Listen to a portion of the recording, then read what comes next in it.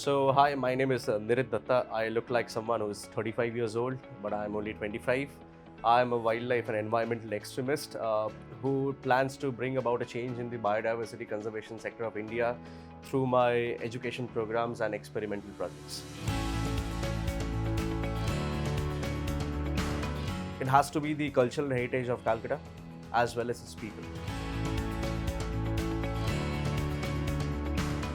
See, when it comes to trams of Calcutta, it's a very classic example that Calcutta is one of those rare cities of India which has not given itself completely to westernization. And if you come to Calcutta, you will realize one thing that Calcutta still has this old charm of the 90s, of the 1900s, of the 1950s, right? And tram is one such aspect of Calcutta. No matter how old you are, how young you are, whenever you see a tram, you still have those joys of a child running through your heart, right? So no matter whether I actually require to travel through a tram or not, I always get up on the tram because it makes me happy and it makes me feel that yes, I'm a Calcuttan, a proud Calcuttan. Calcutta is a city which has the highest number of smokers in India. Probably only 0.1% of the population of India knows this truth that cigarette butts are one of the biggest and one of the most critical threats. Nobody is really working around it and nobody knows about it, which makes it probably the most critical threat of Calcutta at the moment. I'll tell you one interesting thing. So there was this big newspaper called Amar Ujala, right? They one day publish about butt rush, and the headline was such: chain smoker से बने पर्यावरण कार्यकर्ता रात को निकलते हैं cigarette के टोटे उठाने.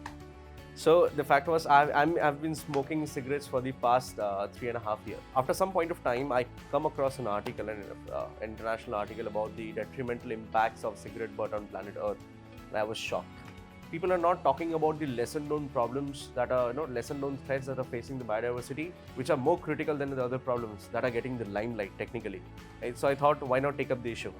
So that is how Buttress started. 60 to 70% of the cigarette butts in India can be easily recycled and tackled if these specialized cigarette bins are placed at the right locations, at the hotspot locations. Even if you install those cigarette bins over there, I believe it's easy to collect and recycle 60 to 70% of the cigarette butts being disposed in India every year.